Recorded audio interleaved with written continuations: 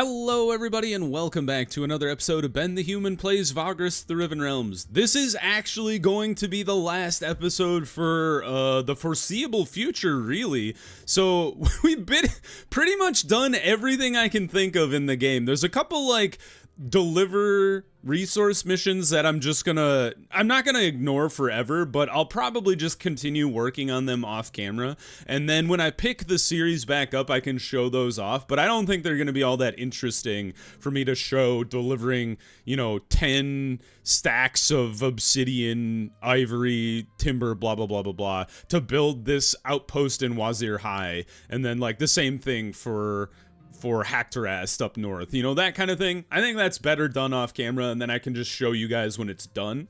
Kind of like I did here at Utengray. I did a lot of the delivery of those resources off camera, but because we've kind of completed everything, I'm going to be pausing the series until the new DLC comes out later this year. So it's the oh god, what is the name of it? It's like the Heart of Darkness. I'm blanking on the name, but there's a new DLC coming out for Vagrus it's supposed to come out in the first half of this year, so it's not going to be too long that you're without Vagrus content. But until that comes out, I'm going to be taking a break from Vagrus. It's kind of a wild concept to think about. I've been making episodes of this game since I started my YouTube channel, 2023 summertime. I can't remember exactly when I started it.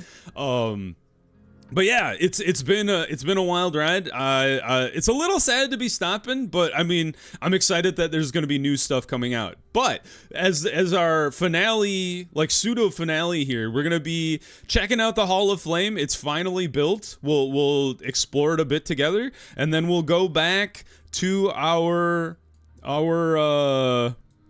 outpost down here. Why can't I find it? Here we go. Ben's cool salt spot, and we'll retire our Vagrus in style. So let's explore the Hall of Flame here. Deep in an inlet surrounded by swaying palms, a towering hall of marble magnificence rises above the low, sturdy walls that surround it, flying the banners of the Hanjari crescent moon.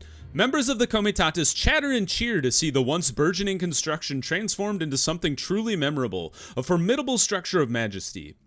As you drive the Comitatus forward, Hanjari greet you at the hall's stone gates, and you swiftly learn that the compound before you bears an ostentatious name, the Hall of Flame. When you ask about its origin, the Hanjari appear amused, though it is soon clear and obvious who is responsible: Lady Tamarra. According to her, it is only fitting given the growing notoriety of her most popular brew, a unique yet invigorating blend of Tarkian beans and a local plant known by the Bandul as Aharatun. After you bid the Hanjari farewell and pass through the gates, you take a look around. Merchants of all stripes are scattered through the hall's prominent courtyard, and from within the scent of coffee spills out, permeating your nostrils, delectable and inviting. You and your Comes make your way inside, entering the Hall of Flame. We will head upstairs first. The Hall of Flame's vestibule makes it clear its namesake. The ostentatious orange carpets cover the sections of the floor that lead into the lounge and upstairs. The fiery finery is extended to the staircase too, which leads to the floor dedicated to Tamarra's business partners, as well as her own private chambers. Above the door that leads to the coffee is a small placard that reads, "The Discerning Brew." The clinking of cups accompanied by quiet conversation can be heard from the hall beyond. "We've made the coolest coffee house ever." We will head upstairs. The second floor's vestibule is more like a sparse common room that opens out into a wide hallway with private chambers beyond. Here and there, you spy the odd group locked in private conversation. We'll move through the hallway and find Tamarra's business partners. Traversing the long hallway to the end, you find members of the Ratharnak Alliance moving between the larger hall and the nearby chambers here, and engaged in various tasks. Insignias of the Alliance hang from nearby marble walls, while curious baubles and herbs of foreign origin litter the nearby tables. The whole hall is abuzz with action, and as such, several agents notice you, calling for their masters shortly afterwards. Some minutes after, Eadrith is made aware of your presence. She arrives at the main hall through a side door to an office, a welcoming expression upon her pale draconic face. "Vagrus, a welcome sight indeed. How may the Ratharnak be of service to you?" You soon fall into conversation with her. Her serpentine eyes fix you, judicious and eager. We will ask her about the business in Utengray. Originally, I had my misgivings. Tamarra was an emotional, foolhardy girl, the likes of which we had hoped to buy out. I doubted her tenacity. I doubted her judgment, too. But I saw a dearth of potential in her. After our little meeting, however, things changed. It was plain to see just how dedicated she was, even if her penchant for opulence still hasn't quite faded. You spy the beginnings of a smile playing at her lips, but she restrains it, returning to her usual measured tenor. At the outset, accommodating the opulence proved a little problematic financially, but when the plantation was fully operational, clientele started pouring in. Word spread quickly of her famous brew. Of course, your endeavors were of no small help either. You gave us ample time and resources to build this structure, and set in motion everything that has now come to pass. We are important. Take an interest in Eondrith's research. She seems to dabble in the arcane and alchemical. Quite, she agrees, her pale visage becoming introspective. My sorceress colleague and I have been hard at work on a number of projects. The Bronze Desert, and particularly Uten Grey, have proven an interesting site to delve into. The blazing oasis here is an anomalous compared to the other oases we have come across in the region. It is almost as though we were connected to the plant life that teems at its edges. We have not formulated anything conclusive yet, but I do wonder at the possibility of harnessing the boons that some experience from its waters and surroundings. I myself have had the pleasure of bathing within it and emerging unscathed. Others, I have heard, have not been so lucky. Interesting. We will take our leave and head back to the ground floor. We don't buy her coffee. So we've been upstairs. Tamarra offers up Arutun coffee for each of you and your companions. Cool. Oh, we should have read about the coffee house. A spacious, homely lounge, the discerning brew is at once a place for business and relaxation. Tamarra's coffee house serves all kinds of clientele, albeit in small numbers. Vagrai, entrepreneurs, merchants, soldiers, and lords. Elegantly carved wooden tables and chairs are placed at the center of the room, while more luxurious, opulent corners are bedecked with colorful cushions. Many have shisha pipes that give the room a certain cinnamon aroma. At the far end, workers hustle and bustle around the bar. Once your order is brought and you take the unique brew to your lips, sipping conservatively at its frothy edges, your companions do the same, and soon a near euphoric reaction has washed over the table, everyone's mouth set to a picture of bliss. You taste all kinds. First, there is the hard, bitter mix of flavors more typical of regular Tarkian beans, but soon that flavor is accompanied by a spice that clears your airways, leaving you revitalized. The spice must flow. There can be no doubt, Tamarra's brew is unrivaled in the Bronze Desert. It even has a lingering sweet aftertaste. We've unleashed Dune upon the galaxy. Emboldened and energized, you and your companions stand up from the table. Oh, hell yeah! We gained Hale and Hardy, we have resourcefulness, and we gained Galvanized. Nice. Okay. I guess we order coffee on the house? We follow up our coffee with more coffee? After taking up a spot at a nearby table, you wait until your coffee is brought. You and your companions share an amicable conversation while enjoying the top-shelf brew. Its fine, crisp taste comes from finely fired Tarkian beans that whet your palate and prepare you for the coming day. We gain more resourcefulness? I really should invest some of my insight into more resourcefulness, I feel like. We could just keep ordering more coffee. So we can't buy any of her beans yet. At the far end, a poet stands atop a stool, telling a story to nearby patrons. You and your companions take a seat just within earshot of the poet. You study the man. He is a half-elf of half-elf heritage, maintaining a haggard yet strangely handsome visage. You have arrived halfway through his tale, it seems. And now, to this day, there yet remains a menace that lurks there. No, dear friends, not the Yerg, formidable though they are, no. Rather dark spirits plague the lands of the ancient elven runes of Valensteel, apparitions that bring death and suffering. A great many have already perished in their domain. Yes, treasures lie within, but at what cost? Take heed. The poet intones, taking a deep breath before he continues. As you digest my tale here tonight, let those perils be forthright in your minds. Let them temper your judgment with restraint and preparedness. He stops, his manner becoming more genial. For tonight we celebrate, he bellows, and the patrons around him shower the man with coin between cheers. That's kind of fun. I wonder if he sells or tells different stories? Or I guess he just tells one story. Yeah, mingle with the crowd, buying drinks, partaking in shisha, and chatting. We've received some news of Torzags. Hours pass on as you move between and among the patrons of the Discerning Brew, engaging in conversation here and there, trading rumors and basking in its opulent corners. You partake in one of the many flavors of shisha on offer and throw back a few drinks and learn a great deal. The establishment is as lively as ever, it would seem. And we will visit Tamarra, who is always around. Though you cannot see her at first, there seems to be an obvious place to look. Once there, you see Tamarra talking to a patron from the corner of your eye, laughing alone while the short, bald man perches a tray of cups steaming with coffee. After stowing the coins, she looks up in a smile upon her face. Now, just look who it is, she calls to you. I was wondering when you were going to show up. I couldn't have my associate running too far astray now, could I? She chuckles. So what do you think of the place? You tell her that you love what she has done with the establishment. The lounge is decent, but it could do with some improvement. Remark that it is a little too ostentatious for your taste, but overall you like it. You let her know that you are not a fan of the name Discerning Brew. I think we love it, because we are also a fan of ostentatious stuff.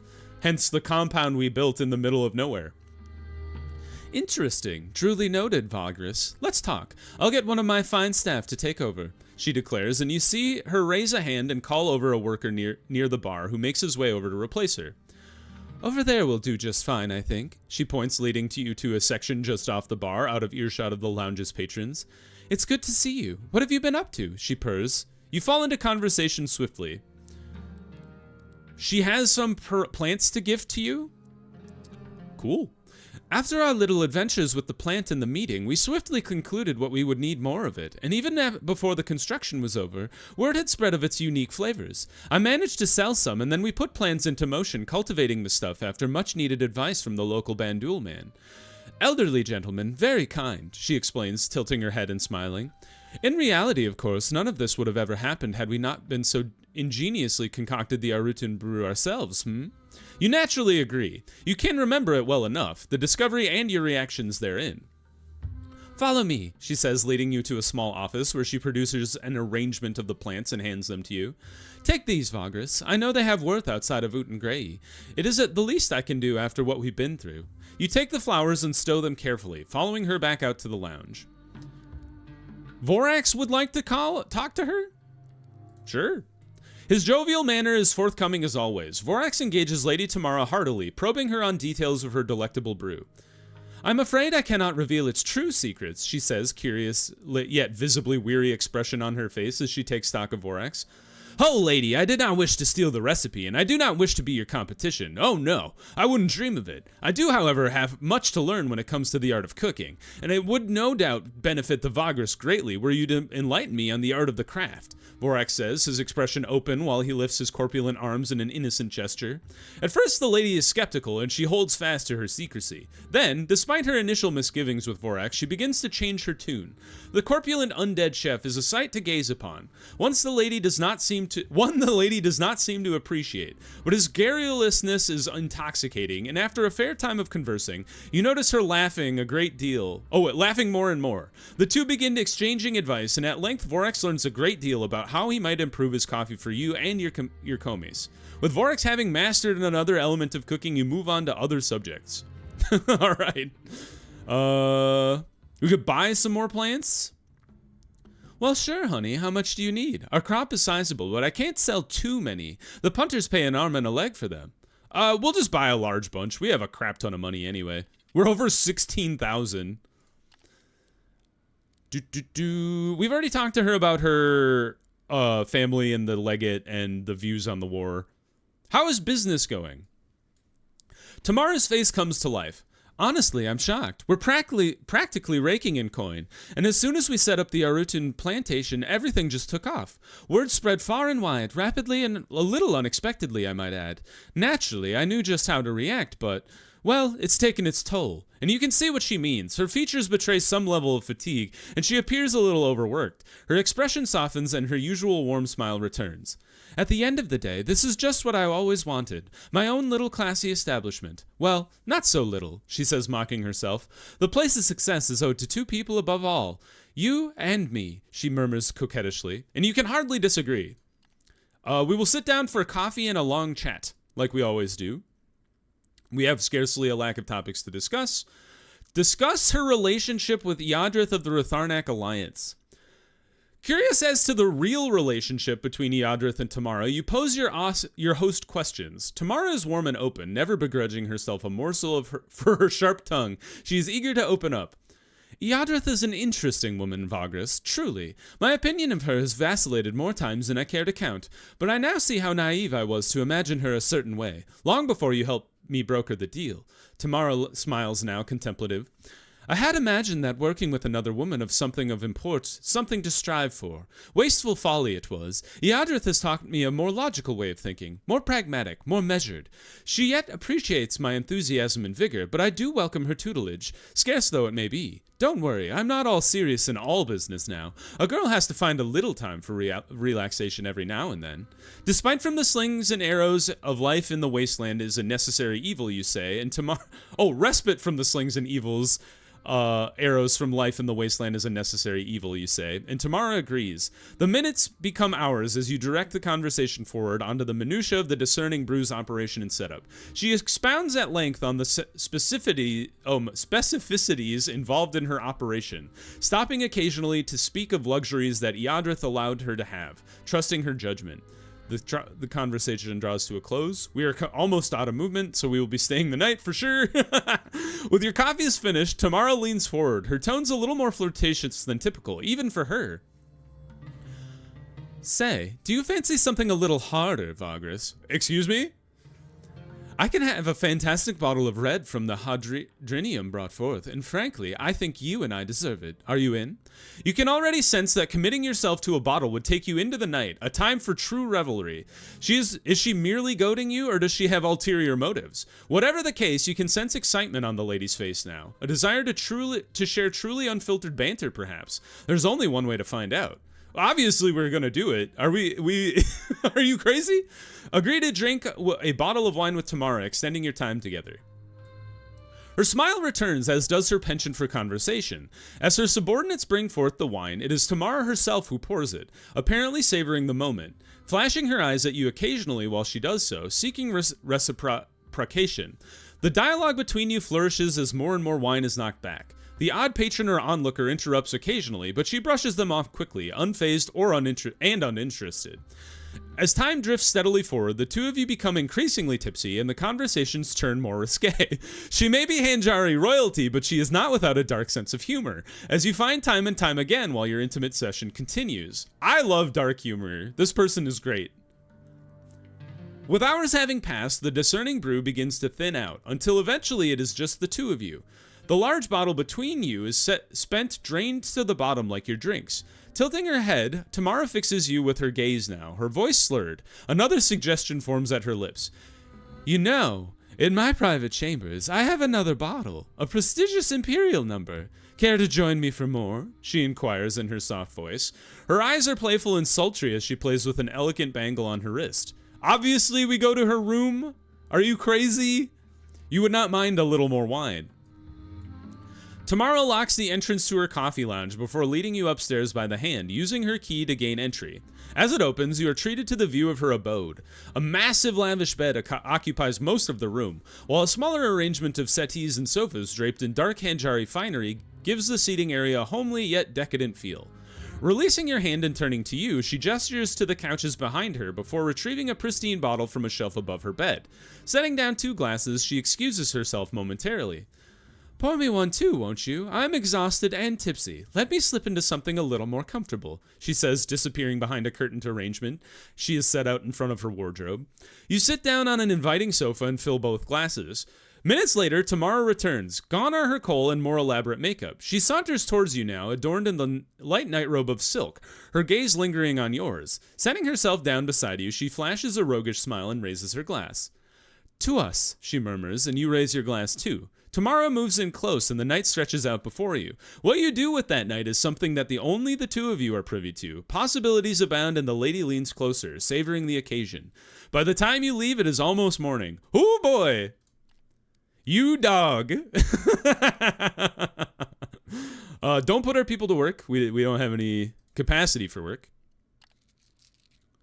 All right. Is there anything else to do here now that we've hooked up with our coffee house patron? Looks like that is it. Well, that was fun. All right, let's head back to the other side of the world. Actually, I'm just gonna skip ahead here. I'm just gonna run back to Cobber and get the prince to charge up. Investigate a fight. Help the legate's forces? Sure, why not? All right, you know what? You guys can stick around as we fight these bandits. Let's loot them. Let's, we always eliminate leaders. And actually, we have to do a guarded advance here. Because we're actually the attackers this time. I don't have enough Yerg to actually make this, super useful. All right, stick around for combat. I can only stick 3 people out there? All right, well, this finale is gonna be exciting. Some combat, a hot date. So much fun to be had. All right, shout at Finderath. Look out for that guy. Chain lightning for sure. Oh my God. That was devastating for their morale. Hey, jerk. You actually hurt my dude. Owie! Stop it. Alright. Axe this dude at the back. He's gone. And then Finderath, kill this guy. Oh, crit for 13! That's so strong! Axe this guy? Poke this guy? And then we've got 1 dude left. How dare you harm my mage, you horrible man. I lightning you. Goodbye.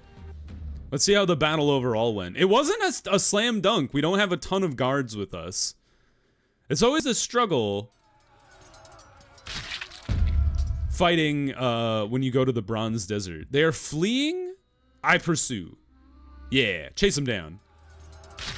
Alright, a couple dudes just got wounded. That's not too bad. Holy God! There's too many people. Recruit. Deal with the slaves. Keep them. I don't want to be a kind person. Ah, here we go. Conscript. Keep them. Give our people time. Heal up. I hope we have enough food to deal with all these people. Good God, what a nightmare. I forgot my inventory was full of stuff. Sure. Receive your reward. I don't have enough space for the oil, man. All right, I'll drop some supplies. 10 days worth of supplies, that's fine. All right, now I'm gonna skip ahead to the other side. I will bring you right back when we reach the salt compound. So hold on. And we're back. Welcome to the salt outpost of Ben's cool salt spot. We're here and I think we're ready to retire. I should probably quick save. Or just save the game. Cannot save? I'll do it later. Anyway, so like I said, this will be the pause of the series. We won't be gone forever. The DLC comes out sometime this year. We will definitely be back for more Vagrus content. But let's go ahead and leave your worries behind and retire, so we can finally do that. The time is nigh to put up your boots and retire to your castrum. Are you sure you wish to do that now? It is time to enjoy the fruit of your work. This will end the game with a wealth victory. Good job, me. You give the order for your crew to dismantle the Comitatus and begin building huts for themselves, or in the case of those that wish to leave, prepare to set out across the wasteland. You take up residence in the spacious main building of the castrum and note with satisfaction that your pantries and stockpiles are fully loaded. From now on, you shall govern the outpost you have founded. The salt business is booming, and it appears that the growing little settlement will make you wealthy for many years to come. At the end of the day, as the sun descends, bathing your balcony's front porch in soft golden light, you look out at the horizon with a smile. Beyond your compound's walls, workers, slaves, and some of your former comes go about their business. A servant hands you a pitcher of wine, and you let out a long sigh. At length, the good life. A well-earned retirement of a successful Vagrus. Hey!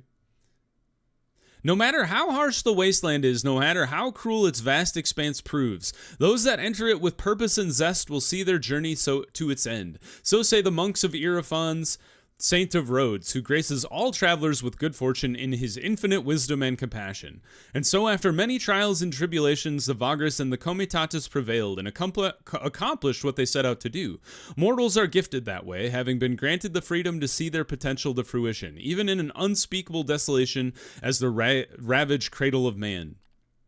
What the Vagrus wanted was wealth and prosperity above all. Temporary, vulnerable things, often more cursed than boon, ultimately lost like dust in the wind, but craved madly all the same. But after arduous work, many adventures and countless roads taken, wealth and prosperity did come. With the right assets and stable venture, the Vagrus slowly forsook the road for the imagined security of an office, and many sought employment at the budding enterprise. A comitatus is a business venture, all things considered, and this one was very successful. The journeys of Vagrus has undertaken have touched and changed the lives of many, some for better, others for worse. For Larius was always drawn lost souls, who then preyed on others while rotting away among its crumbling walls. The decade saw the rise of a coterie of outlaws there, led by a bitter man who wanted to strike back at the empire that spurned him. The Vagrus infiltrated these outlaws and sold them out to the Imperials, who, once growing displeased by their interference, eliminated the malcontents. Fort Larius is a silent ruin again, but one never knows for how long. These realms have lost souls in abundance. This is kind of cool. It's like a little epilogue for all of our adventures. While investigating the eerie phenomenon and strange disease plaguing Salem's vicinity, the Comitatus uncovered the secret of the great machine below the salt lake bed. Even though the conspirators in control of the ancient contraption did their best to prevent it, the Vagrus escaped and revealed their dark secrets to the draconic wardens of the region. The Scathicnus Covenant retook control of the great machine in the end, but its purpose, design, and even its future remain uncertain. Perhaps some secrets are better left buried and forgotten. They say that ignorance is bliss, and that often knowing half the truth is more dangerous than not knowing anything at all. Certainly this cannot be truer than in the case of the Leviathan, whose dark origins the Comitatus began discovering in the employ of the research and rogue mage Candake. The Vagrus stood by the often eclectic scholar despite the dangers of the enterprise, but could not save her when her ritual awakened the entity residing in those ancient bones. The spectacular failure of Candake unleashed an evil unto the Riven realms that caused great peril in the years to follow, but nobody learned who was responsible for the calamity. Oopsies. The Vagrus was present at the feast when young patrician Danarum Zavaris announced his intentions for entering the arena of imperial politics in order to rekindle his ailing noble dynasty and guide the empire towards a brighter future. Sadly, it turns out there were many who would see this hope snuffed out. The subsequent attempt on the young aristocrat's life was ultimately thwarted by his allies, including the Vagrus and the Dread Reaver's mercenaries. Forsaking his plans, but alive at least, Danarum Zavaris went back into hiding. Shortly before the Vagrus began leading the Comitatus across the scorched wasteland of Terra Supra, the unceasing winds went mad, and following a foreboding set of inexplicable disasters, the gales from then on brought nightmares and insanity, furthering the chaos. This echo of the calamity tore the empire apart and bewildered simple folk and powerful leaders alike. But thanks in part to the diligent investigation of the Vagrus, some of the mystery was unraveled. The source of discord was revealed to be Caravan, the Howling City. Its ancient confines infiltrated and defiled, its slumbering specters awakened to scream and whisper insanity into the wasteland winds. Those most invested in the investigation knew not when or if these phenomena would cease. One of the greatest challenges that the inhabitants of the Searing Plains had to face was the sudden invasion of the sandworms. The vile abomination swarmed out of the desert in previously unseen numbers to fall upon everyone, marauding, slaying indiscriminately. The focal points of the battles became the distant towns of Tectum-Karvos, and as fate or the gods would have it, the Vagrus played a pivotal role in forging an unlikely alliance against the worms. Once a decisive battle was won, the Worm Slayers braved the lost city of Rotluk, whence the burrowing horrors came, expecting to find answers to why and how the sandworm's resurgence had occurred. There they discovered the great slumbering Chthonian, the progenitor of the worms. The Sadirar shamans wrested control of the creature from its insane guardian and poisoned it so that it would not threaten future generations. But in doing so, they destroyed any chance of studying it, learning where it came from, and what its vast ancient mind contained. I think that's fine. Carrying out the will of the entity that wore the guise of the fallen High Preceptor Lelithason, the Vagrus was eventually able to uncover the truth of the horror that beset the once proud denizens of the Tower of Icarius, vanquishing the emissary from beyond before it could manifest. Unspeakable horrors upon the realms through the Eldritch Star Garden. The Vagrus was thus burdened with one of the most coveted secrets of the Fourth Age, but it is unclear if those secrets were ever revealed to others. Even now, the sunken tower and its shifting marble halls remain, a place of knowledge and peril beyond the comprehension of all but a chosen few. None, however, would ever delve as deeply as the Vagrus, no matter how carelessly they gave their lives in the pursuit of its treasures or secrets. Oh, cool, we get to learn about our companions, too. The tainted mercenary Harvick was a cruel man, but perhaps thanks to the time spent with the Comitatus, he put his broken relationship with his estranged son back together. They parted amicably with the hope of seeing each other again. It is said that they worked together later on, father and son, going on dangerous adventures in the wasteland. The Dark Elven scout Renkailon had been searching for his courage for a long time, and in his desperation he delved into darkness to find something that would fill the void. With the help of the Vagrus, he unlocked the secrets of Life Drain. The price, however, was great, and Renkailon was no longer the Dark Elf wanderer he used to be, and so in time he left the company of others altogether. Some say that he perished in obscurity, others claim that he devolved into a true horror, a shadow, a hunter of the living. Wow.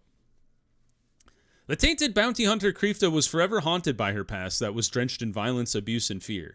Although she was ashamed by the deeds of her imperial master that her imperial masters made her do, she kept her word and assassinated her targets with impunity. More than anything, this series of massacres locked her into a path that she walked in bitterness to the very end, never truly free, but always feared and renowned. Gorgoro's path crossed with that of the Comitatus for a while, and the two of them rekindled the warrior's love of the arena before the veteran orc fighter got embroiled in the death of the last of his tribe.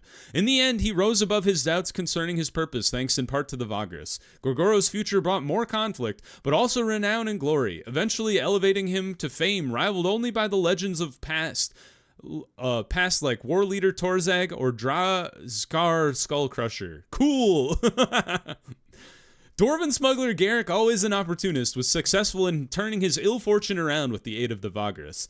After he recovered his smuggling business, he kept on expanding it for many years to come. His journeys with the Comitatus had little effect on the dwarf. He remained good old Garrick, mean and belligerent, until one day he tried to reach too far and grab too much. That's very Garrick.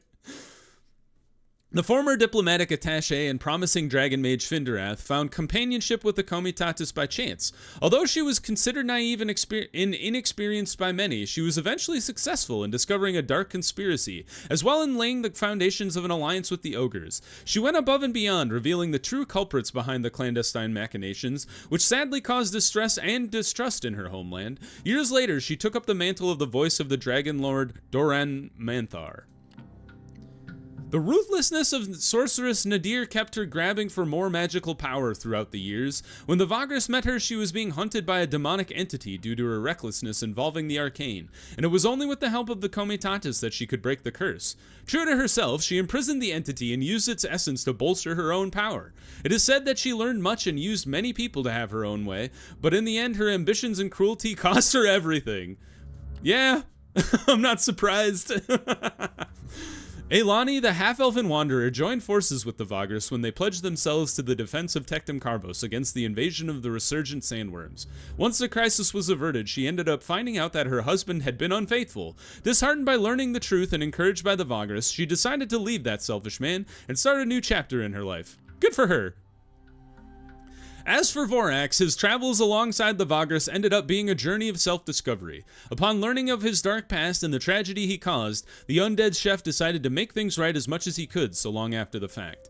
In the end, he broke the curse that bound him and his unfortunate victims to a deathless existence, and was free to decide his own fate. Some say that Vorax then disappeared, others say he went on fantastic journeys across the realms. Oh man, we got Javik and Sidarius to go through too. Above all, Javik sought to be free from his telepathic predicament, an idea he became fixated upon joining with the Vagrus.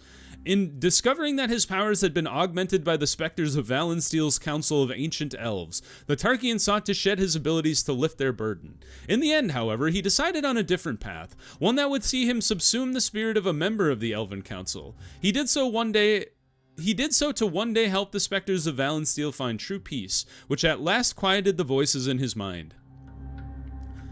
The Vagrus journeyed to the heart of darkness by the side of Sidarius and found that they shook both of them to their core. Asmodean, the ostracized lich imprisoned at the heart of Arx Mortis, was free and sought dominion over the Black Knight. As for what happened to Sidarius after he and the Vagrus inevitably parted ways, there are many tales. Some say he served the renegade lich, while others speak of betrayal and a return to the Order of the Black Sun. Yet others claim to know that the knight perished a final time, his soul swallowed up by Tartarus at last. The truth, however, might never be known. Well, we all know that Javik killed him, so that's fun.